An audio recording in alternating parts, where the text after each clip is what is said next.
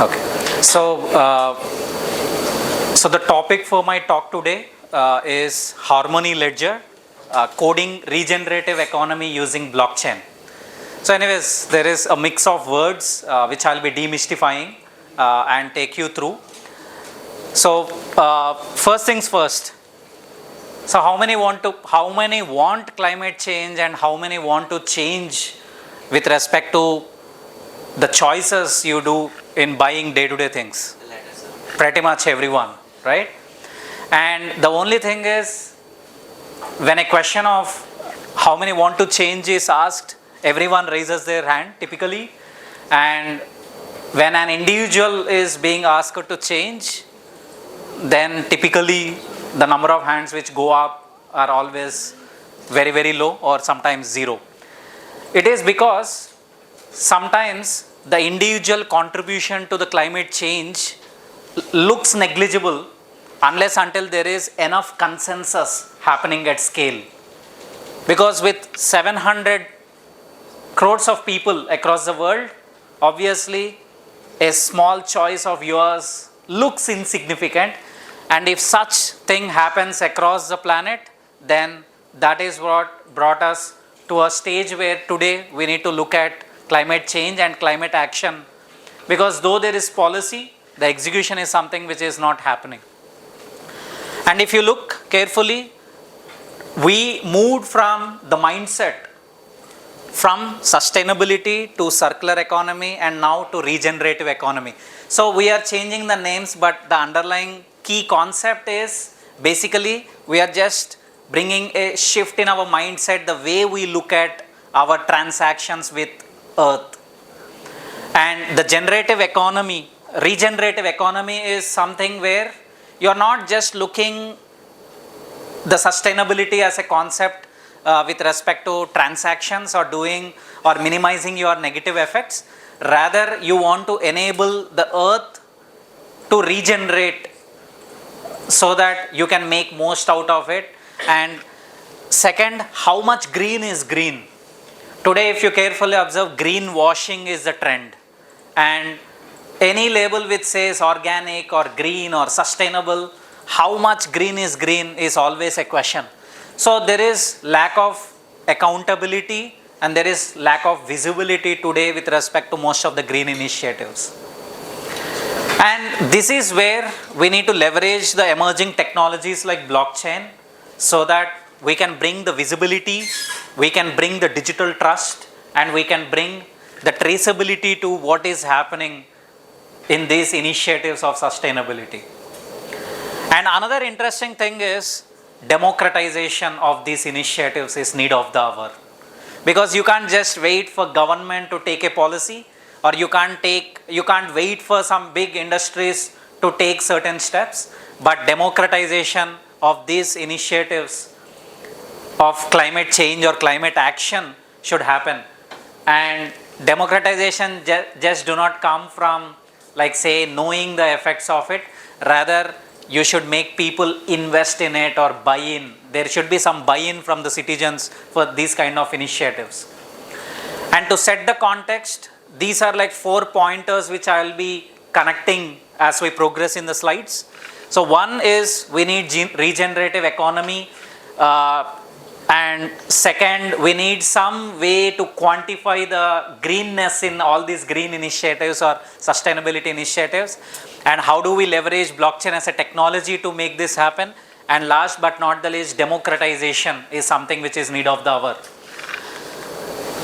So for this, first of all, if you look at regenerative economy, there are 3 line items: circular economy, renewable energy and clean tech, and also the regenerative agriculture. So these are 3 broader things which are happening at scale, but they are happening in silos.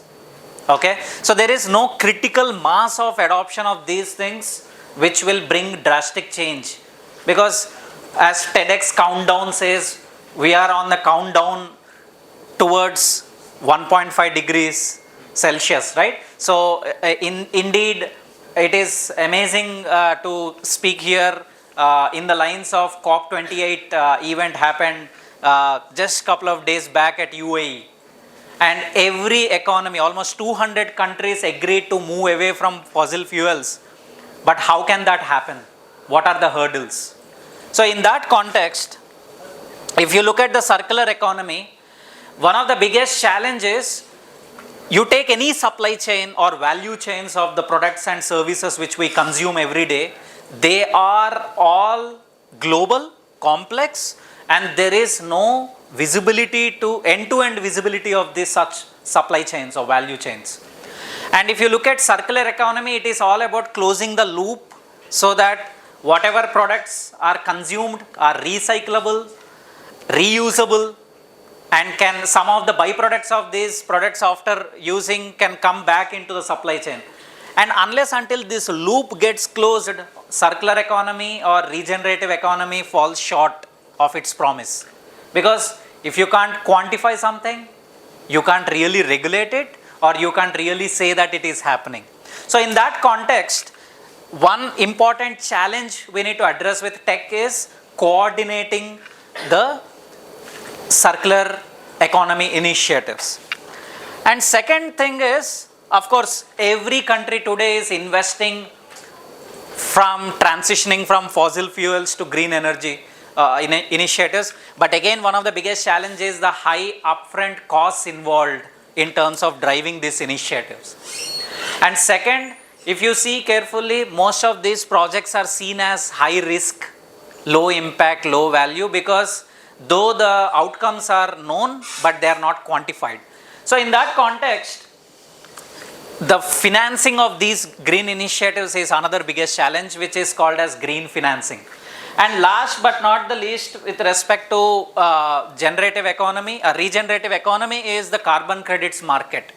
So somehow, all the climate change today is being attributed to carbon, and second, it is being attributed to rise in temperature.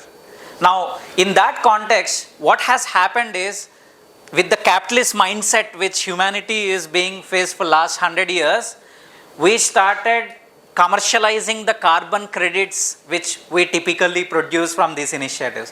But on a good sign, any carbon any carbon offset which happens from following these regenerative initiatives, typically a company or an individual can earn carbon credits, and one of the biggest thing is all these carbon credits can be sold in the open marketplace. But again, the biggest challenge is, very recently we saw some carbon credit initiatives by corporates involve lot of fraudulent insider trading, which again brought a erosion of trust in such initiatives.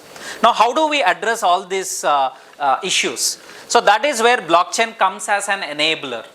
Now, if you look at blockchain as a technology, first of all, as I told you, if you take all the supply chains and bring them together, that is what the whole ecosystem is all about, right? So any product or service consumes something from earth, and if you can align all these supply chain initiatives, then you are at a good position to coordinate such efforts. And that can happen with blockchain, because today if you take a supply chain, like you have a manufacturer, a distributor, wholesaler, retailer, and end consumer, all these stakeholder interactions are being captured on ERP applications, but the only problem is they are being captured in silos.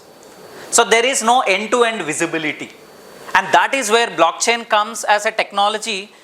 And if you put blockchain, it is a self-organizing business network where all the stakeholders in the across the supply value chain maintains nodes to the network or servers to the network, and they have a shared ledger of information. So that means everyone in the ecosystem has single version of truth, and that single version of truth is what brings digital trust and transparency. And once trust and transparency is there, obviously things can be quantified easily and everyone can be made accountable across the value chain. And if you take another important capability of blockchain, it is not human governed or admin governed IT application, rather it is governed by a protocol which has some business logic embedded into it. Now all the governments or regulators can codify the policy logic or business logic into the protocol, and everyone in the ecosystem should follow that, and then only a transaction, a business transaction can happen.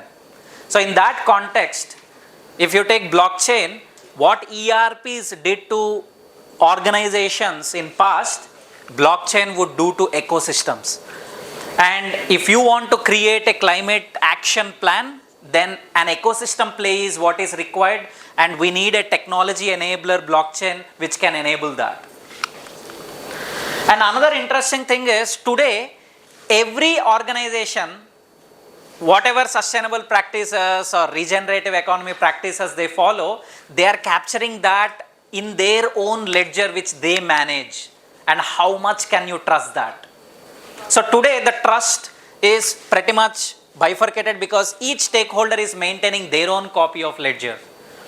But with blockchain, everyone will have single version of truth, and that is where all the stakeholders can have end-to-end visibility. And second thing, they can be made accountable if you observe. And another interesting capability of blockchain is tokenization.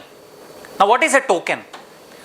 If you carefully observe, tokenization is one of the very key enabler today to track and trace any digital asset in the virtual world. Now, if you carefully look at tokenization, it is basically a token is an asset which is represented on blockchain, and it is immutable. Second, it is composable. That means a carbon credit in a different carbon ecosystem or ecosystem of stakeholders can be composable or can be transferred to other ecosystem, and still it can carry same value. So all the siloed efforts happening across the ecosystem can be brought together, and you can have a token which is interoperable and interchangeable across the business networks. And that is what will bring a drastic liquidity in the carbon credits marketplace. So what do I mean by harmony ledger? Now just visualize. One, today every organization, every individual has their national identity. And we have seen DPI, digital public infrastructure projects, which are growing. Now, can we create a global digital public infrastructure to which all the supply chains across the world can be plugged in, and all these supply chains will manage their assets in a transparent way? And second, all these assets across the supply chains can be tokenized so that people can own them, crowdfund them. And third, another interesting thing is, every small effort happening in silo can be captured, can be counted. And this is what blockchain as a technology can bring in. And again, coding. So let's look at some of the use cases which are happening in the lines of what I discussed. So the first one is, there is a company again who is using blockchain to leverage the transparency which it brings to track and trace from the critical minerals which are used in EV. So let's take EV batteries and electric vehicles as one of the large scale regenerative economy initiative. Now there are a lot of critical minerals used in these EV batteries, and there is more harm in mining those critical minerals than the carbon emissions they